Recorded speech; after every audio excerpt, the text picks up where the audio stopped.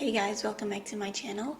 Today's video is going to be the real-time version of my June setup for 2020 in my bullet journal. I really enjoy posting these types of videos. I have been posting my real-time setups for the last couple of months, and you also really enjoy it because you get the opportunity to plan your bullet journal for the next month with me in real time while I chat about different topics that you suggested me to talk about. I think that it's much better when you see the person creating their bullet journal in real time and you can see how much time I spend in each spread and how I did it, and basically everything that you can't see clearly on my normal June setup. Because this video is a little bit longer than my last two real-time plan with me setups, I decided to talk about the topics that you mentioned and all about the spreads, and to also play some relaxing music in between, so it's not just me talking for almost 2 hours, and it's much more enjoyable because we get to talk but you get to listen to some soft music, and I think that it's much better than if I just talked for 2 hours. So that's what I'm going to be doing differently for this video.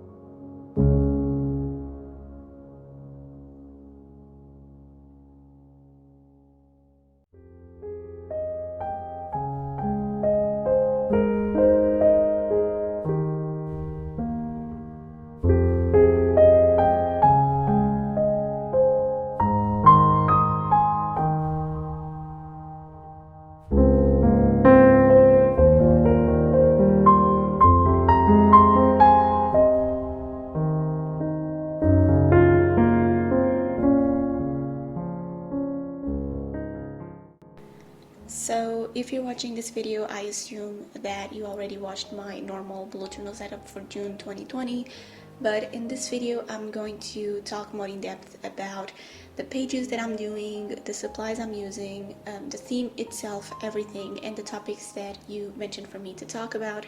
So the theme for this month that I chose is the 2-color challenge.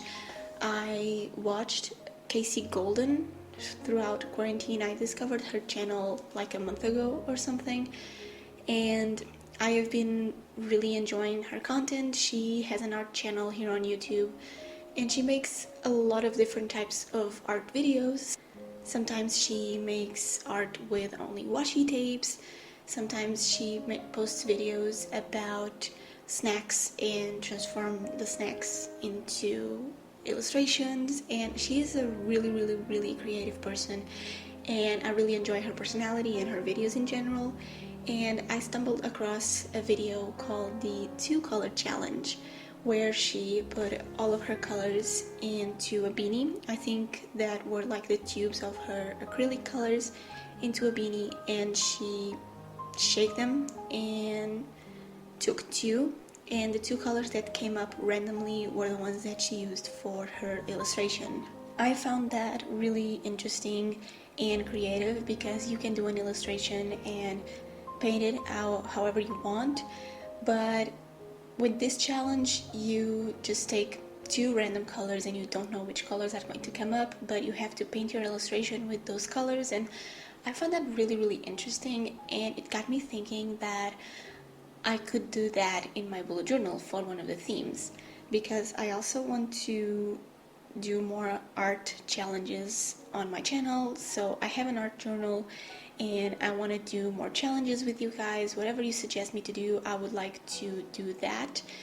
And because this was a challenge, I found that really interesting and really creative at the same time. And I thought that would be really cool to do something similar to that, but in my bullet journal. As you know, I don't do a lot of illustrations or drawings or paintings on my YouTube channel. I'm not there yet, and I don't think I'm creative enough to do that yet, but it's something that I really want to work on in the future. And basically I saw her video and I thought that would be really cool to do that in my bullet journal. So for June, I never know what theme to do because June is actually my birthday month, but I never know what to do because it's one of those months that you can do whatever you want, so it's even harder to choose a theme to do.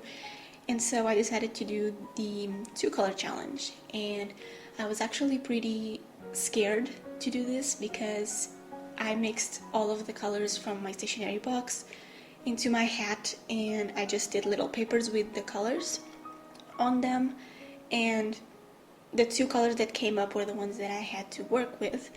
And I was really scared because I had endless combinations of colors to use, and it was really scary because I didn't want it to, use 2 completely different colors that were really not going well together. So I was really scared for that, but that is basically the challenge, and I decided that I was not going to be afraid and I was going to do it anyways. So after doing that, I actually filmed for the video vlog that is coming next week. I filmed the papers that I took out of my hat, and the colors that came up were pink and purple. At first, I was actually relieved that those were the colors that came up because it could have been much, much worse. But at the same time, I was actually pretty scared to do a theme with pink and purple because, as you probably know, I only pick one color and I make a theme around that color. I never use like 2 colors or something like that. And that was also another thing that I was really happy about because with this challenge, you need 2 colors. You can only use 2 colors, not only 1 or 3, if you know what I mean. I normally only pick 1 color and I do a theme with that color, but with this challenge, I had to have 2. So the colors were pink and purple, and I didn't know what to do because I never used purple in my bullet journal except for March this year. And pink I normally do for February, and then I never touch pink again in my bullet journal until next year's February. So I was just extremely scared because I didn't know what I was going to do.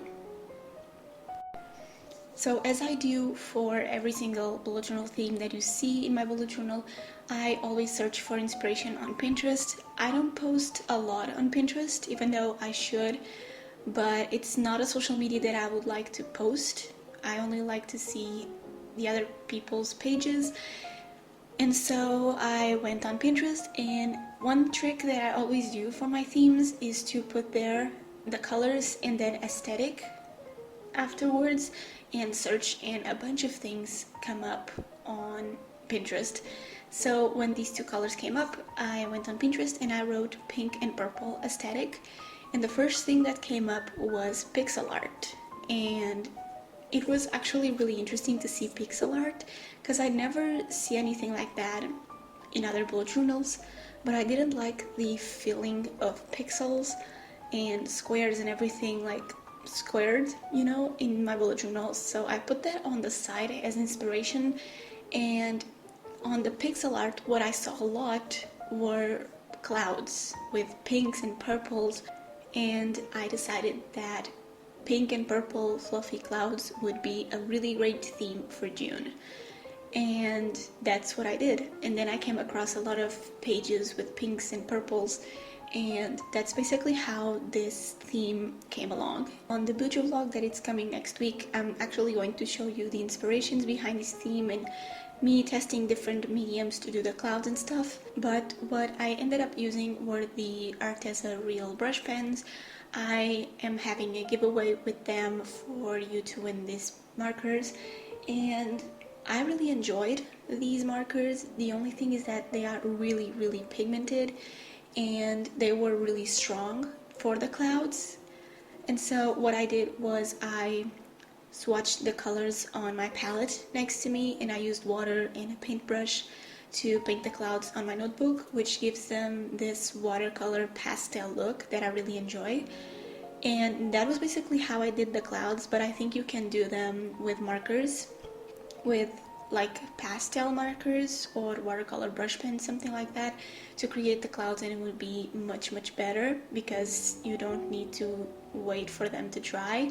This theme took me a little bit longer than usual because I did a lot of clouds throughout the theme and I had to let them dry, so yeah. But because I'm in quarantine, I have a lot of free time, so I decided to go for it and take this time to just paint and relax and to do a little bit of therapy because I was painting for like 5 hours and it was really fun.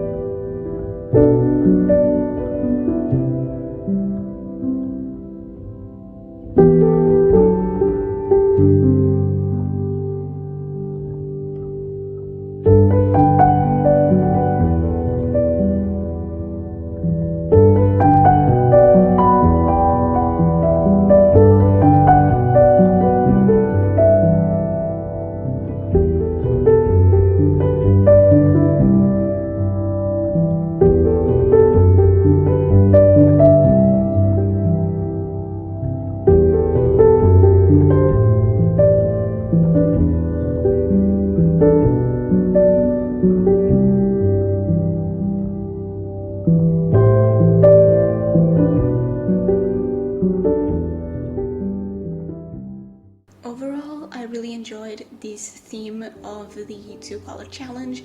It's definitely something that I want to do in the future. I'm not going to say that I'm going to do it for July or every month, but it's really interesting to just pick 2 colors and just do whatever theme those colors give you an inspiration from. And yeah, I hope that with this theme I can inspire you to do more challenges in your bullet journal and try to do different themes and think outside the box, because I would probably never do a pink and purple fluffy clouds theme for June or ever in my bullet journal, because never crossed my mind. It just appeared in my mind when I saw these colors and the inspiration on Pinterest.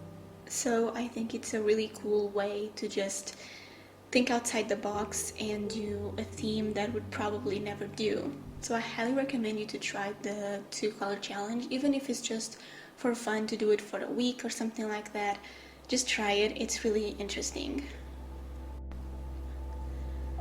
So after I picked up my theme and what I was going to use, I had to think about how I was going to do everything, and I just decided to do a bunch of clouds around the pages. It's extremely simple.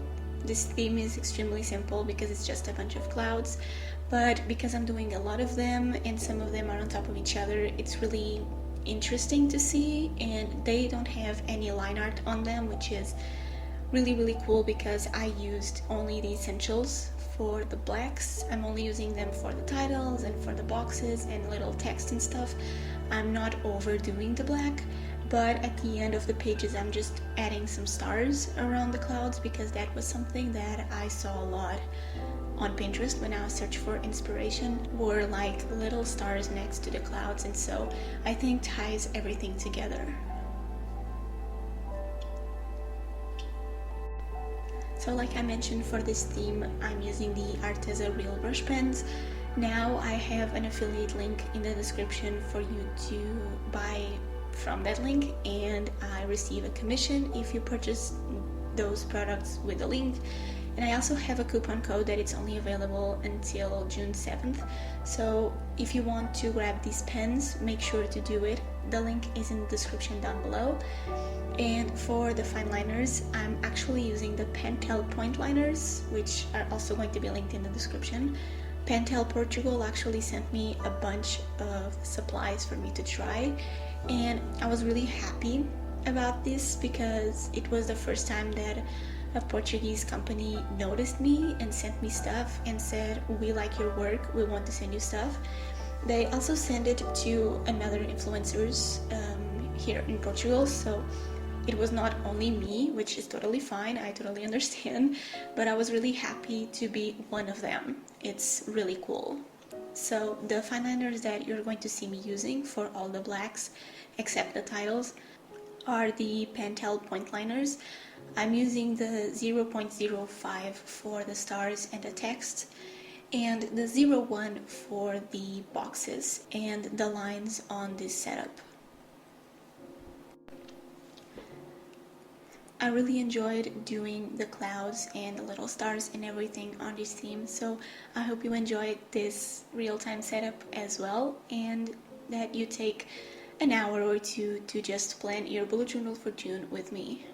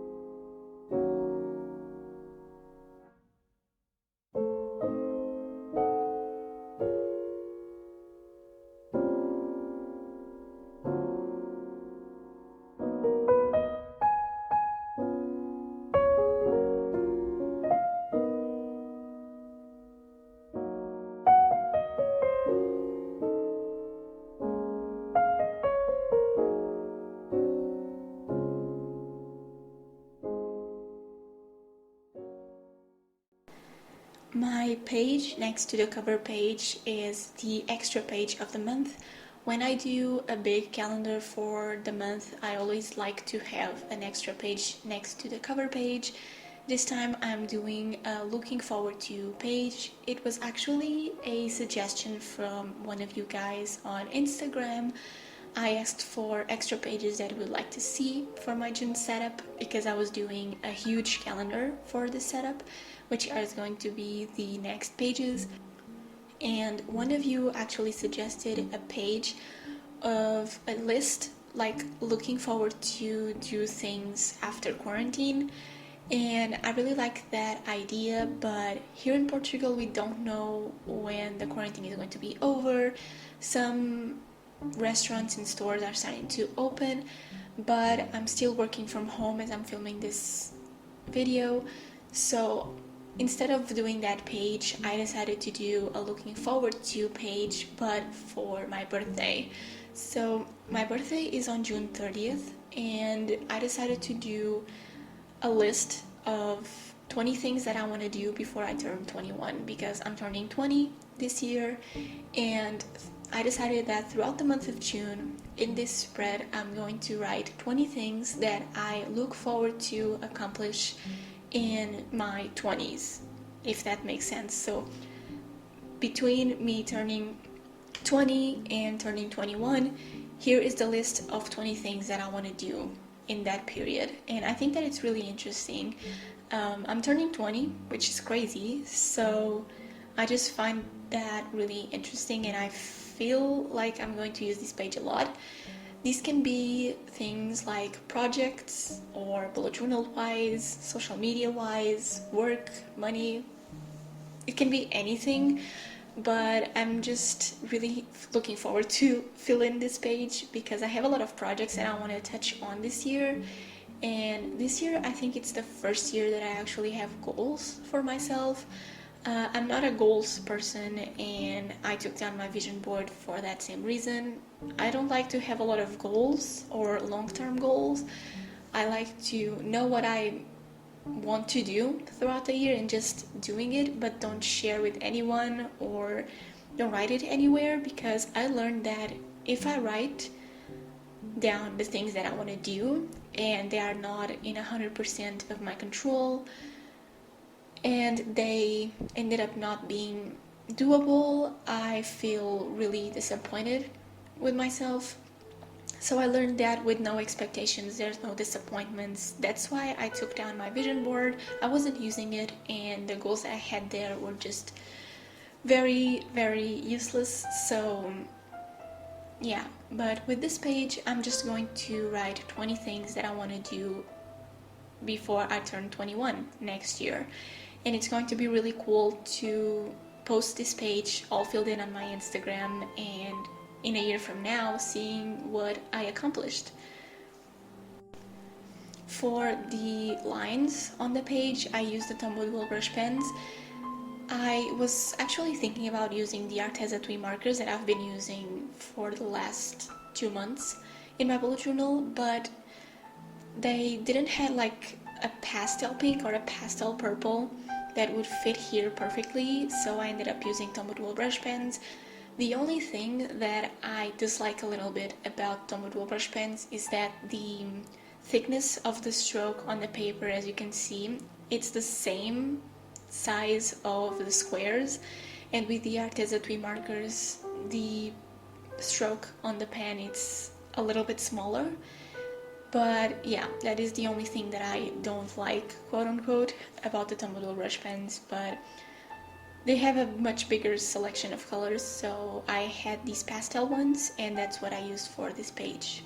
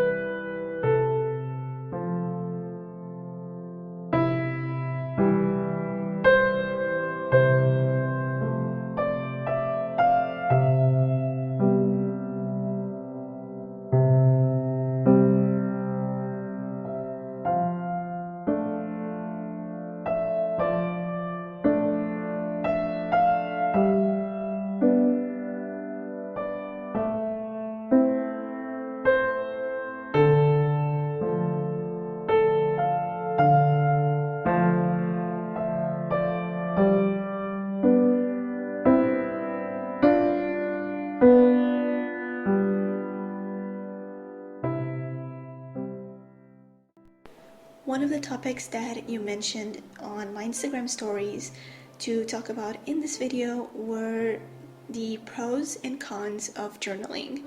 I actually did a video in April about my experience with bullet journaling.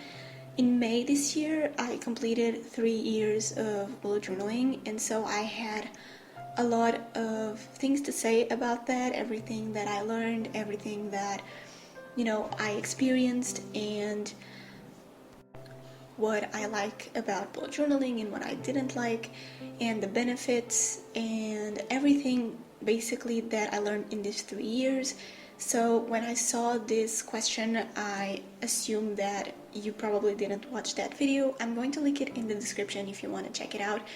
It's a really interesting video because I touch on different topics and I make a page all about it, so highly recommend you check it out. But on that video, I didn't do a separate pros and cons of journaling, so I'm going to talk about that now.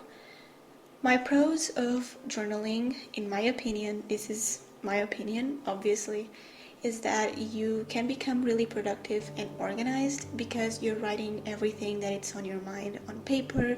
And if you've been watching my channel for a while, you know that all the pages that I do in my bullet journal are for me to become more productive and organized, because I think that is the main focus and the main reason why I do bullet journal. It's just to be more organized and productive, and so that is a really pro that I find in these 3 years of journaling. I have become much more productive and happy in an overall, and so that is a huge pro for me. For me personally, doing a theme each month and having the opportunity to challenge myself each month to do a different theme and to, turn the page and do something completely different from the past month, it's really good for me creative wise, and that for me is a pro of bullet journaling, even though it's a complete extra, but I consider that a pro because it keeps me creative and it's just not making lists and calendar with no fun and no colors. I like to have a different theme and to spend time thinking about a different theme for each month, but I think that when you start stressing out and being overwhelmed with the theme that you're going to do because you don't have any ideas for the theme and you don't like the theme you made, when you cross that line, I think it starts to be a bad thing about bullet journal. And it's a little bit annoying because no one ever said that you need a theme for each month. Ryder Carroll, on the bullet journal method book that he wrote, he never mentions themes. He only mentions pages and spreads and how to use them. He never mentions that you need to have a theme each month. So I think that over time with social media, we created this idea that we need a theme for each month, which is not true at all. But for me personally, I like to do it, and sometimes when I post my bullet journal setup for the next month, I receive comments on the video saying that I wish I was this creative, or I would love to start bullet journaling, but I'm not this artistic, and I hope I'm not sending you the wrong message. You don't need a theme each month in your bullet journal. You can do the same pages that I did for June for this month with no clouds and only black and white, and that is your bullet journal. It works the same way. If I didn't do the clouds, it works the same. The clouds and the doodles are just extras. For me personally, it's just spicing up my bullet journal, and I feel just happier when I see a theme and I spend hours doing the theme. It just relaxes me. But if you watch that video or any of my 2017 and 2018 bullet journals flip-throughs, I didn't do themes until like 6 months into bullet journaling, I think. And so that is a huge bad thing about journaling that I see a lot, especially on Instagram. We see people posting their pages and beautiful spreads and making beautiful art on their bullet journal, and we kind of think that we need to do that in order to fit in, but we really don't. You don't need a theme each month in your bullet journal, And I know that I'm repeating myself, but I don't want to see people saying that they didn't start a bullet journal because they weren't creative. You don't need to be creative. The creativity for your bullet journal starts when you dominate everything in your bullet journal and you know what you like, you know what pages work for you. Only after that is when you should or you can think about a theme. I started my first bullet journal in May 2017, and I only did a theme, which wasn't even a theme at the time, it was just blue, in January 2018, because throughout 2017 I just used black and white, not black and white, but like black and grays for my pages, and I tried calligraphy, I bought my first pigment micron pens and stuff. So you don't need a theme, but I think that it's a really bad thing in the bullet journal community, is that we are all creative but differently, and that can be super overwhelming. So I think that it's the only bad thing about journaling, at least in my opinion, because if you bullet journal for like a year or two, you will see the difference in a good way. So if you haven't practiced journaling or you don't do a bullet journal, I highly recommend you try to do it. And you don't need a theme. Again, just do your pages, do your spreads, use it every day, and then think about the theme.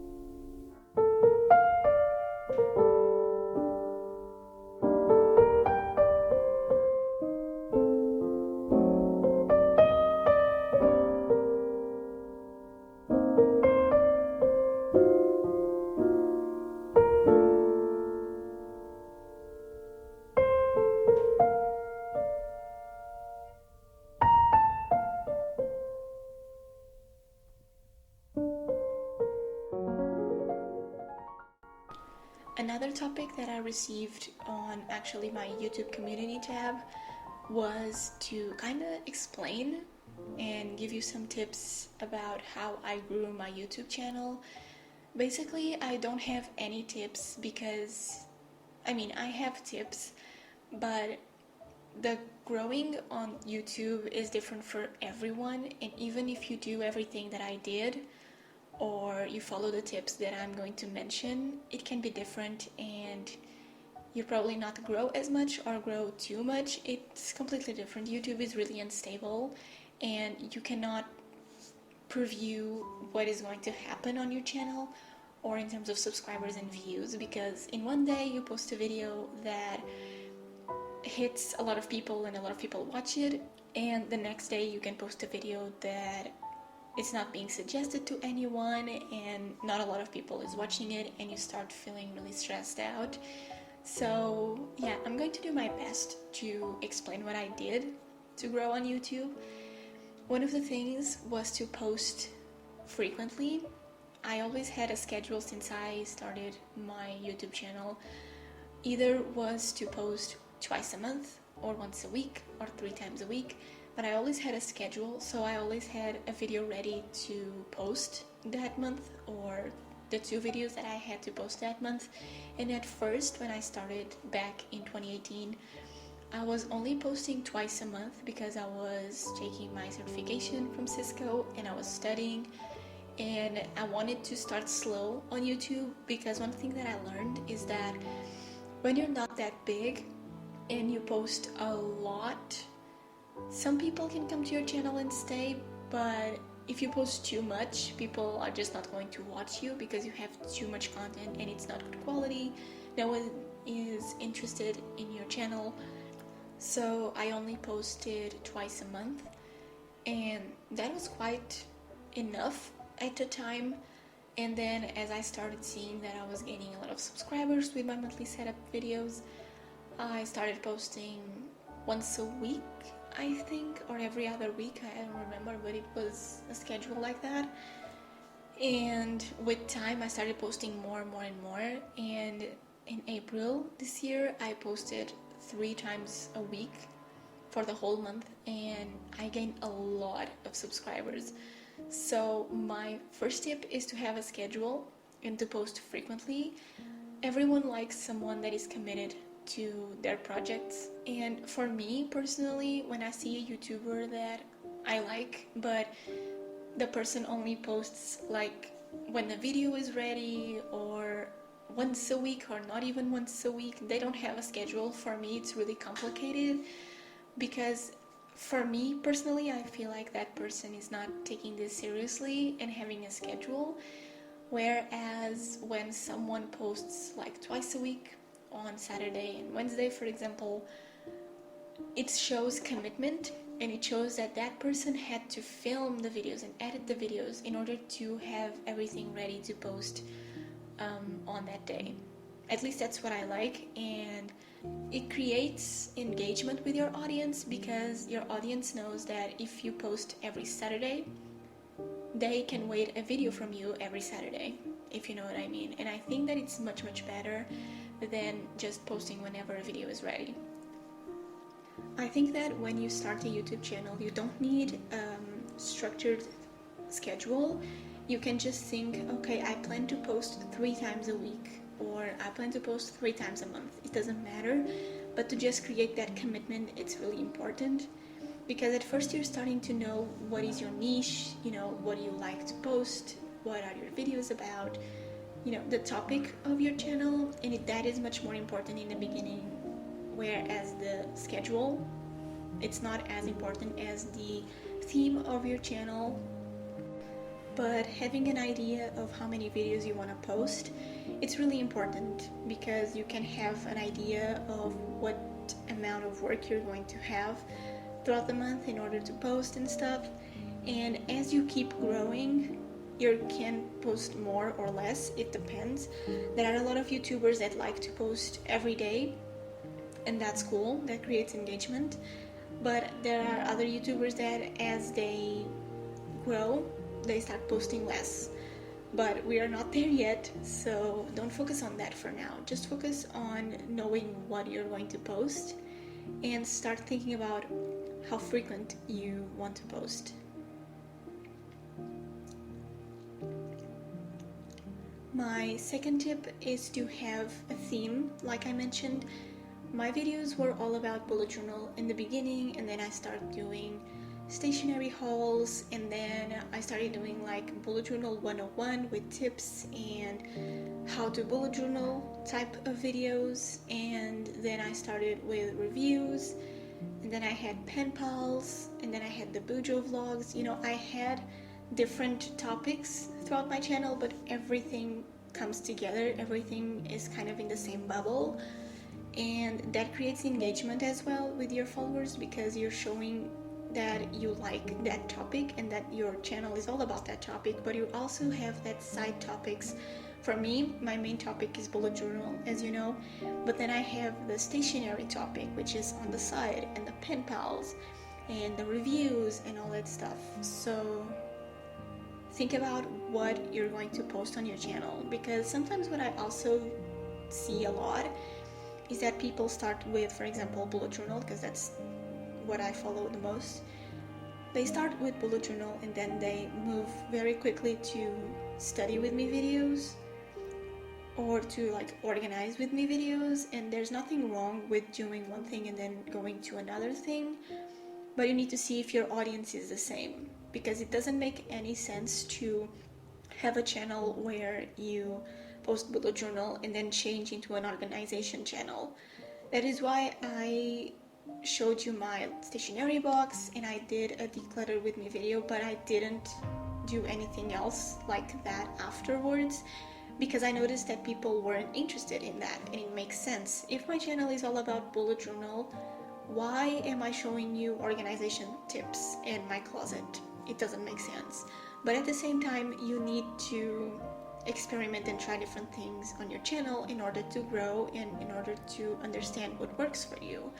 So even though you have the main theme, which can be bullet journal, if it's the case, it's cool, but if you don't experiment with other stuff, it doesn't work. For example, one YouTuber that I follow really closely is Plant-Based Bride, and she posts bullet journal content all the time, but she also posts about books, DIYs, veganism. She has her main topic, which is bullet journal, like myself, but she makes other topics on the side, like books and veganism and health and things along those lines, which makes people that don't only watch her bullet journal videos, they also follow her because of those topics, and so more people can come up to her channel and subscribe, and that's basically what you want to do. That was basically how I grew my channel. I think my growth is pretty consistent. My videos reach a lot of people and I gain more subscribers when I post my bullet journal setups, obviously, but I try to put the same amount of work and time in all of my videos, so no video is less edited or more imperfect than the other videos, if that makes sense. I always try to edit my videos the same way and, you know, make everything consistent, so you will see one video and it's the same thing as the other video, even though the topic is completely different. That was basically how I grew my channel, and I think the most important thing is to post the first time, because if you never post a video, you will never know how it would work for you, because you never posted. And if I didn't post my first video on YouTube, I would never be here today, and that is really crazy to think about. So if you want to start something, don't give up just because it's not working at the moment. If you focus on one thing at a time, it's much better instead of trying different things at once. So if you want to start a bullet journal, start a bullet journal, and once you dominate everything about bullet journal, you start a YouTube channel, or you can start your bullet journal and start a YouTube channel about your bullet journal experience and progress. It's really cool. Other people can see how you are evolving in your bullet journal, but focus on one thing at a time and go slow on your videos. No one is here to take your place. YouTube is a huge platform and everyone has their own place. So if you want to start a YouTube channel, I highly recommend you to do it and to just start, because I cannot give you a better tip than this. Just start. I'm not really a pro on YouTube and growing because I never had like a huge growing on my channel, but since you asked me that, those are my tips, and I think that just by following them you can be pretty successful. I have been on YouTube for a year and a half, something like that, and I have been doing a lot of different things and I learned a lot of things. So just post your first video and don't be scared, because someone somewhere is going to watch it.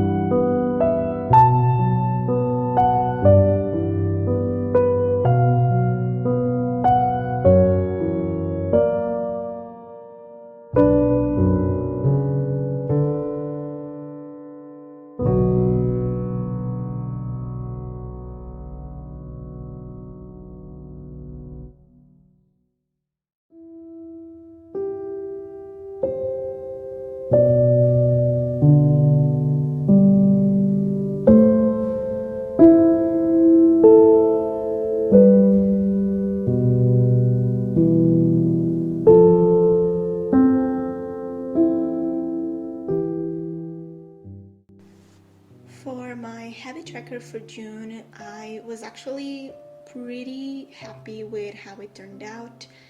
I saw a picture on Pinterest that I showed it on my normal bullet journal setup for June, and on the Bujo vlog I saw this page where she made the little rectangles for the habit trackers, the individual trackers, and she did a bunch of clouds inside the boxes, and I completely fell in love with that page. It was the main inspiration for this whole theme, but I didn't want to exactly replicate that page, so I got inspired by that page, but I didn't do it the same way she did. So I got that inspiration and I just decided to do a bunch of clouds on the page and do the boxes behind the clouds and the number of the month for each habit in front of the clouds, and it just turned out to be this amazing sky full of clouds and pastel colors that I really enjoyed. It is the first time that I'm doing like a page this full of color, I think, before the month starts, but I really enjoyed the whole color scheme and everything that I did on this page. Sometimes I feel like I just enjoy to go all in on a page, even though it took me like an hour to paint and let this dry, but I really enjoy to just go for it and paint and do something outside my comfort zone. And I'm really happy about this page. I think it's the best page I have ever did in my bullet journals, ever. I don't know why I don't paint more often, but I kind of understand, because now in quarantine I have a lot more free time, and once I go back to work I'm not going to have that much time to paint. So I want to just take this time to be creative and to paint and do a bunch of clouds for my June setup. This is actually going to be the last theme and month in this bullet journal, because I'm moving to a new bullet journal, which is actually also from Notebook Therapy. This notebook was really good to use, and I will do a flip through of it before I set up my 2020, second half of 2020 bullet journal. I don't know what to call it, but I used this notebook from January to June, and I'm going to use the other notebook from July to December. And I have to brainstorm that bullet journal because it's going to come pretty soon on my channel. And yeah, this notebook that I'm using, it's the 2-key bullet journal by Notebook Therapy. I'm always linking it in the description, and you have my code if you want to save 10% off on Notebook Therapy website. But I'm going to also do a review of this notebook, like after using it, everything that I liked about the notebook and I didn't like, and my thoughts, and a final like evaluation from 0 to 10, what I thought about the notebook, and if I would purchase it again with my own money, or if I recommend you to purchase it. So stay tuned for that if you want like a full review after using this notebook. The notebook that I'm going to use for the second half of 2020 is the 2-key bullet journal by Notebook Therapy, but it's the nighttime edition, which is much bigger and it's much better in every single way possible that this notebook that I'm using needed to be, because this notebook is slightly smaller and has less pages, and the nighttime edition is much prettier on the outside, much better quality, and has 3 different sizes for you to choose from. But I will do a review also about that notebook later. Yeah, that is basically what I wanted to say about this notebook. I'm really excited that Notebook Therapy supports my channel so much. It's amazing. They sent me this notebook that I really enjoyed, and they sent me the new one that I'm going to use, and I'm just super grateful for this, because their products are really good quality, and I know that for some people they can be kind of expensive, but overall I think they are good quality and I think they are worth trying. A lot of people buy from them, so I really recommend you to try Notebook Therapy products. I'm kind of planning on doing a giveaway soon, so let me know what you would like to win if I ever do a giveaway with Notebook Therapy.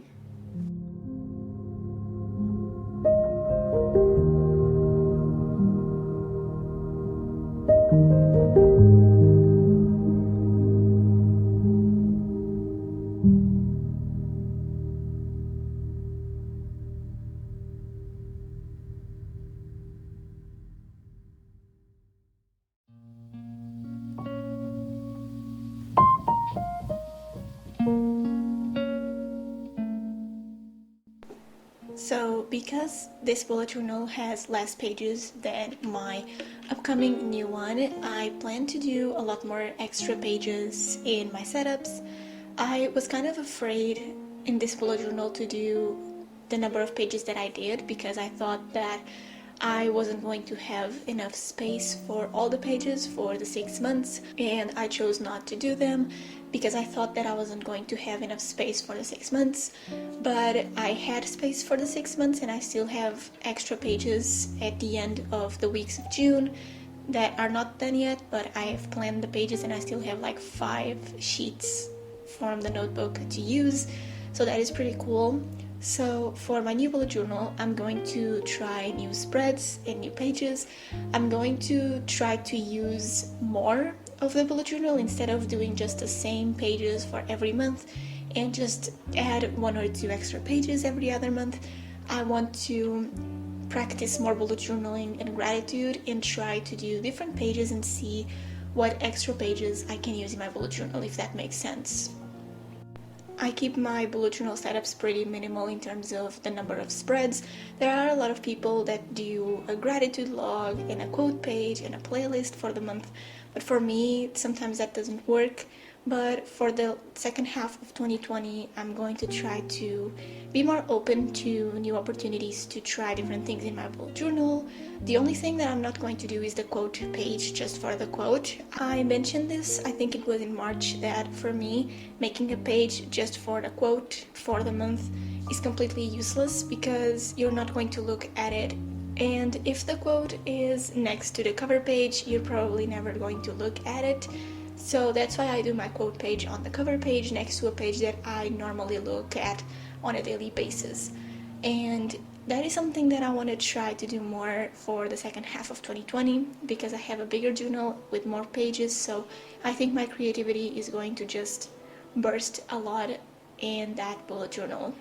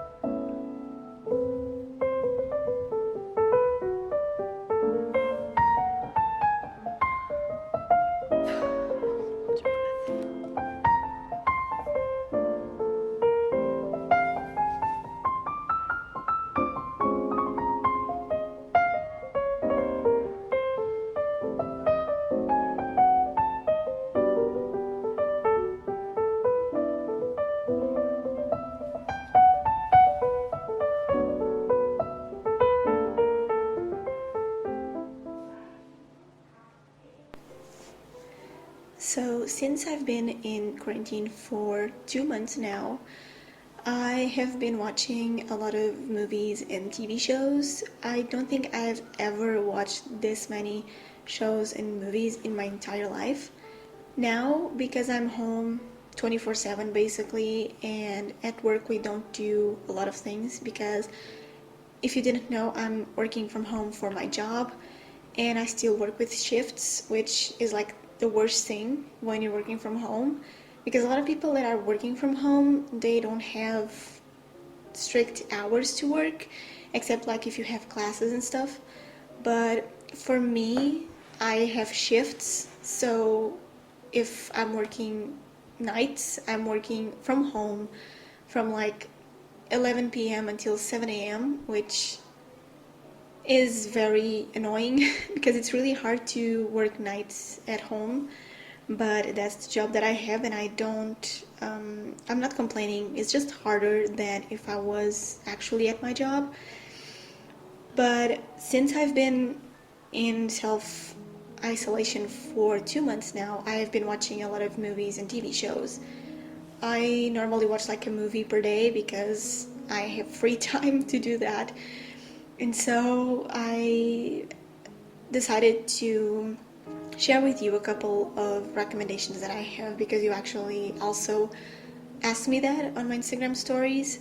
And I will also mention other movies and TV shows when I would do my May and June monthly favorites video, where I talk about like the books and the movies that I've been watching lately. But for this video, I'm just going to mention some of the movies that I've been watching lately. I watched Parasite, finally. I think I'm very late to watch that movie, but it's really, really interesting, and everyone loved that movie. The only thing is that the movie is in Korean, and I don't know Korean, so I had to watch the movie with a lot of attention. Normally, I just listen to the movies because I'm working or I'm editing a video, but for that movie, I scheduled time to actually watch the movie because it was in Korean and I wasn't understanding anything. I really enjoyed the movie in general. I highly recommend you watch it. It's really, really interesting. I also watched The Invisible Man. It's one of those movies that when you think nothing is going to happen, it happens, and it has a plot twist at the end, and it's really, really interesting. I love those movies. It's a horror movie, by the way. I normally just watch horror or psychological horror because that's what I prefer to watch. I also watched Raw, which is a French movie, but it's all about cannibalism and deaths and all that stuff. I saw clips from the movie and I knew that I wanted to watch the full movie, so I did that. For movies, I watched a lot of them, but those are just the ones that I highly recommend you to check it out. For TV shows, I finished How to Get Away with Murder. The last episode, it's kind of confusing, and I'm so sad that it's not going to be renewed for the 7th season, because I feel like the 6th episode of the 6th season is too, like, it's not detailed enough for one episode. I wish they had done like 2 episodes instead of just one. Divide those scenes and those events into 2 episodes, because it looked like it was kind of rushed, you know what I mean? And it's not going to be renewed for the 7th season, so it's really confusing.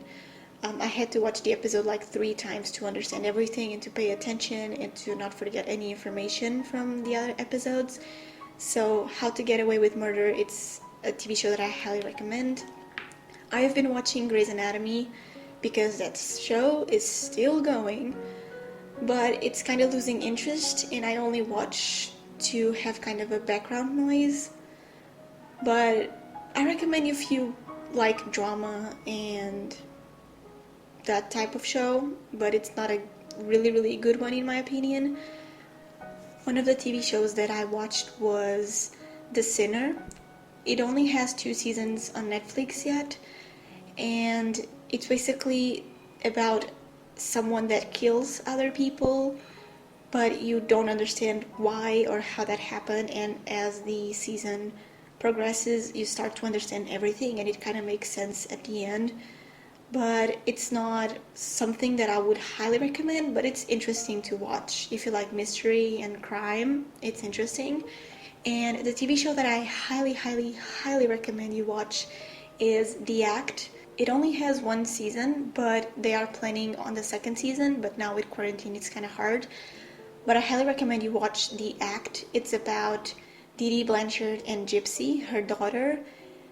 It's a huge mess because it's the whole story since the beginning of Gypsy's birth, when she was born, until she committed the crime of murdering her mother, Dee Dee.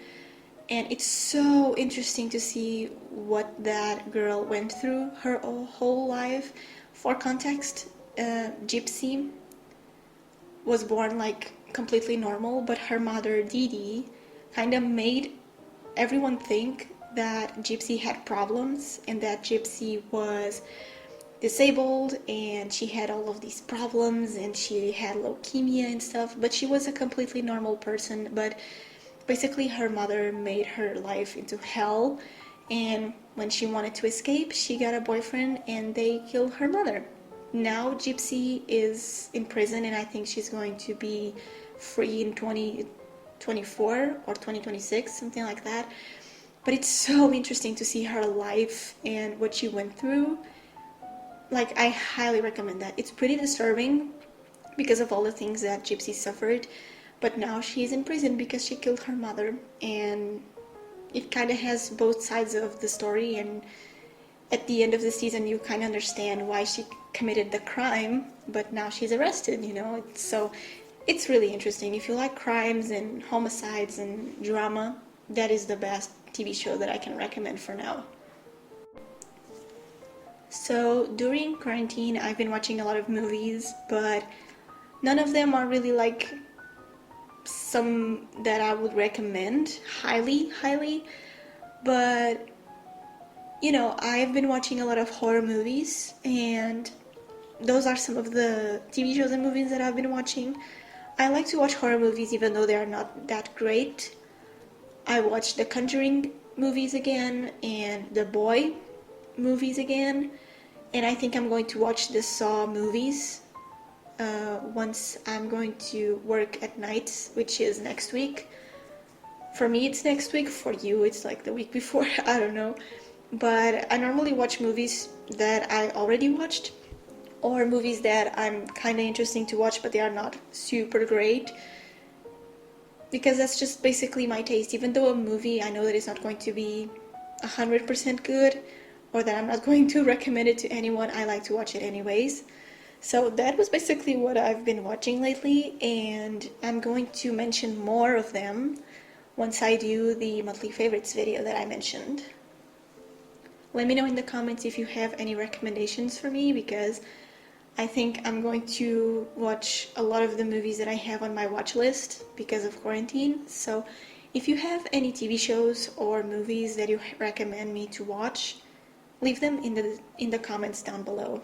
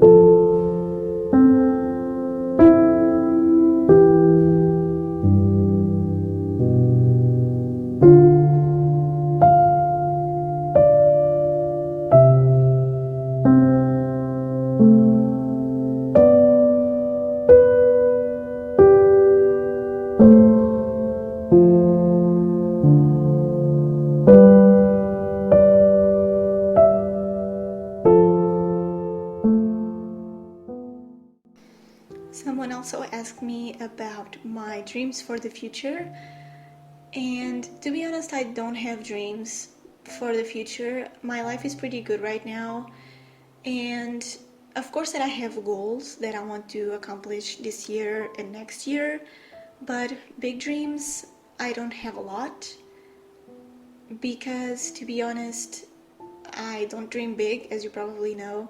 I don't like to make huge plans because they can go wrong pretty quickly. And yeah, I just prefer to live my life one day at a time and not create a lot of goals for myself. And I don't have any dreams for this year or next year. Of course that someday I want to change jobs and leave the job that I have and go to another one to just see what other jobs have to offer, because this is my first job and I don't want to be stuck with one job or at this job. I want to see other jobs. I want to see what I can do with a certification, and in IT I want to explore the different jobs that I can have. And I also want to continue doing YouTube and bullet journal and have my side job with YouTube and collaborations and stuff. I think that one of the goals that I have for this year is to do Inktober. The main reason I started an art journal and I have a sketchbook, it's because I want to do Inktober this year. I don't know how I'm going to do it because I'm still in my job and I can't film every day and post on Instagram every day. So I think I will do just like a huge video vlog showing you the designs for Inktober, and then do a flip through of the journal that I used for Inktober and show you all of the illustrations that I did for Inktober. I don't know if that is going to work, but at least that's the plan for this year, is to try Inktober. I also have in my mind to do Vlogmas this year, which is something that I'm not really excited, because Vlogmas can go pretty bad. I see a lot of bullet journalists especially, or people that don't post a lot, like they don't even post once a week. In December they do Vlogmas and it goes pretty bad because no one watched their videos and they fail the days and stuff like that, and I just don't want to do that. But at the same time, I want to test what it is to do Vlogmas. And if I were to do Vlogmas, I think I would pre-film everything and post every day, but not from the day before like normal YouTubers do. But I still want to keep the videos pretty interesting. And basically, instead of doing Vlogmas, like vlogs every day, I would do like a stationary video and then a bullet journal video and then a pen pal video, but like every day. And just alternate the topics on my channel. At least that's a plan that I have in mind, but until then a lot of things change, so I don't know. I know that a lot of people don't like Vlogmas because everyone is doing it, and a lot of YouTubers just think they can do Vlogmas and they just do Vlogmas, and then it's just another one doing Vlogmas. So I have that idea in mind, but until then I have a lot of time to decide. But it's one of the plans for this year at least, but again, it depends a lot on my time and what I have to do. But Inktober is definitely on the table, but I just don't know how I'm going to do it. So yeah, so I don't have a lot of dreams for the future for now because I'm still very young. I'm only turning 20 this month, so not this month, in June. So I still have a lot of things to think about. And yeah, I prefer to live one day at a time. But I would love to know your goals for this year, because now in quarantine I think a lot of our goals kind of got lost in the way, because obviously one of the goals was for me to be with my friends once a month, like meet them, go to a cafe or go bowling with them, and with quarantine this kind of got ruined because I don't see my friends a lot. In quarantine I just don't see them at all, so that was one of the goals for this year that kind of got, cancelled. But yeah, I don't even know where I'm going to spend my birthday or if I'm going to have a birthday party with them, but that's cool. So let me know in the comments also what dreams for the future you have, because now in quarantine it's a good time to think about what you would like to do once this whole thing is over. Because now in quarantine is the best time to think about what you want to do once this is all over and we return to our normal lives. So let me know in the comments what dreams you have for the future.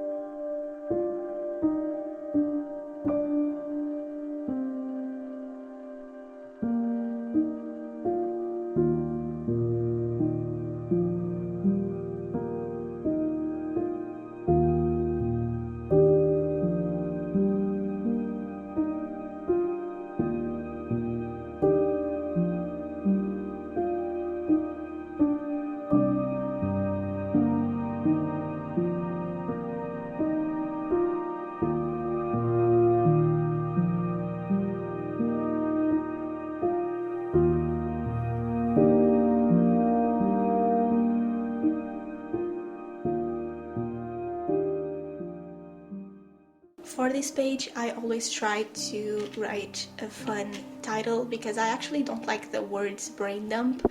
I don't know why, but I just don't like. And so I always try to come up with a fun pun or with a quote, a small quote, to write as the title. The first time that I did this, it was weird, but it worked. It was in March, I think, where I divided the pages between what's on your mind and the other page said what do you have to do or something like that, which is basically the same thing as brain dump but said in a different way. And for April I wrote off your mind down to paper, and when I made that page I was like really happy that I changed the title, and I decided to do that every month. For May I actually didn't do that because I didn't come up with a cute quote or something fun to do as the title, so I just wrote brain dump and I just didn't overthink it and just wrote brain dump, and that was all. I didn't thought about it too much. I didn't came up with a title that was fun for my brain dump page, and that's okay. But this month I wrote paint the sky, make it yours, which has kind of to be with the clouds, you know, it makes kind of a sense. But yeah, I really like to write different things on my brain dump page and to make it more fun. So for my brain dump page, I always keep the brain dump page pretty much the same every month. I have a standard layout that is what works for me, and I'm going to keep doing it until it doesn't work anymore. For me, the brain dump page is mainly to put my tasks and projects that I have going on. I try to make it useful on a daily basis, so I keep here my projects, my tasks, and some to-dos that I want to do throughout the month. Sometimes, depending on how the month went, I achieve all of them, but most of the times I have to migrate them to the next month or cancel them because I noticed that I actually don't need to do them this month or anytime soon. So for this month, I knew that my brain dump page would be super simple as usual. So instead of doing clouds all over the page and then right on top of the clouds, I decided to keep it simple and to follow the same structure that I followed the other months, which is I do more doodles next to the title and next to the bottom of the pages, which is normally where I don't write as much, and leave the center of the pages blank. So that's what I did. This page is not super cluttered with clouds. It has a couple of clouds at the top where the title is going to be and some more at the bottom, but at the bottom I don't write anything ever. so it doesn't bother me. Because one thing that I personally don't like to do is to write on top of my drawings, and of course that can happen and that's okay, but it's something that I hate doing. For me, the extras are extras and the illustrations shouldn't be part of where I'm going to write my tasks. That is why I keep the doodles pretty simple and away from where I'm going to write, and if I'm going to write somewhere, I only do like the lines with the markers, but I try not to write on top of the doodles. That is why some of these spreads have the lines with the tumble markers, because I know that that's where I'm going to write, and the doodles can be away from that space and still give life to the page, but I'm not going to write on top of the clouds, which is something that bothers me a lot. So for my branding page, I'm keeping it pretty simple. And if you want to know how I use this page, I actually did a video all about it, how I migrate my tasks, how I write things there, and how I use it throughout the month, and what you can use it for, and how you can use it, and some examples that didn't work for me in the past, and how I use it now. So if you want to know more about the branding page, I have a video for that, and I'm going to link it in the description if you want to check it out.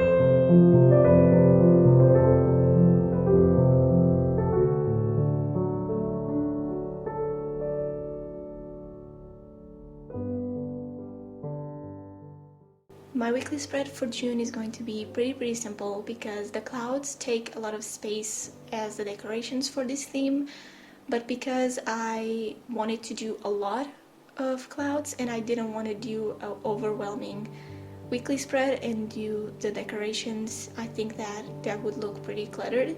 So I did the easiest layout for my weekly spreads with the clouds.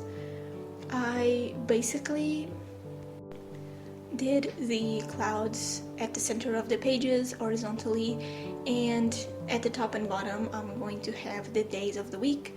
I just divide the pages into 4 sections, 7 for the days and 1 for the tasks. You can add a calendar, and sometimes I do that, but I prefer to have a space for the weekly tasks instead of the calendar.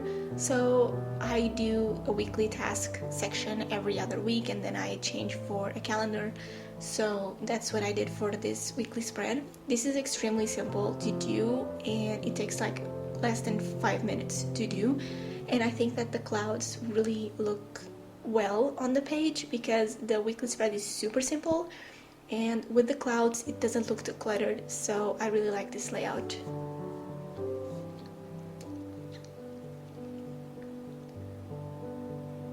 If you listen until this point, I want to thank you so much for that, and I also want to thank you everyone that has been recreating my themes in their bullet journals. I have seen a lot of people recreating my spreads and themes in their bullet journals on Instagram. I always receive different mentions and comments saying, oh, I recreated your theme and you share with me, and it makes me so happy to see my theme in your bullet journal, or that my page helped you and you did it in your bullet journal inspired by the one that I did. It's super fun and I really enjoy that.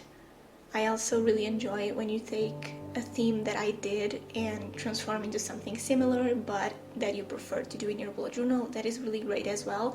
It shows that you're not straight copying my theme, you're giving it some of your personality into it. And sometimes I see people that recreate my themes but with different colors, and that was actually one of the reasons why I wanted to do this theme with the 2-color challenge, because you know, you can create a lot of things but just change the colors and it feels like something completely different. And I really enjoy seeing all of your recreations. I actually have not been showing the recreations on my videos and I just stopped doing that. I don't know why, but if you enjoy that and want to see other people's recreations of my themes in my bullet journal themes for the upcoming month, I am going to be super happy to do it. It was just time consuming and you know, I didn't feel like it was worth it, but if you would like me to do that, I am more than happy to do it.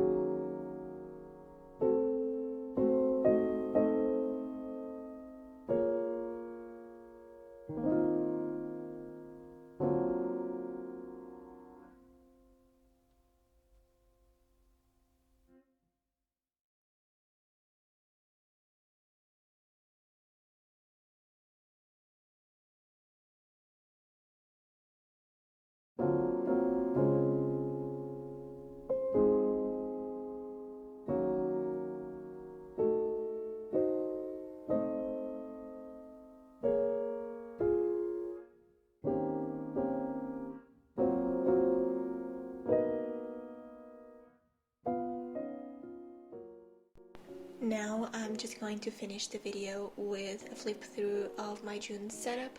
I really enjoyed doing this theme in my bullet journal. It was really cool to do the 2-color challenge and to get out of my comfort zone and think outside the box and do this theme that is completely different from what I've been doing. I hope you enjoyed my theme and a real-time setup with me.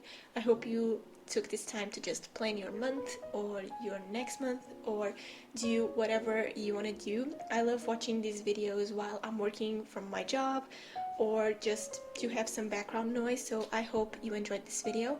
Let me know what you think about it and I'll see you in my next one. Bye guys!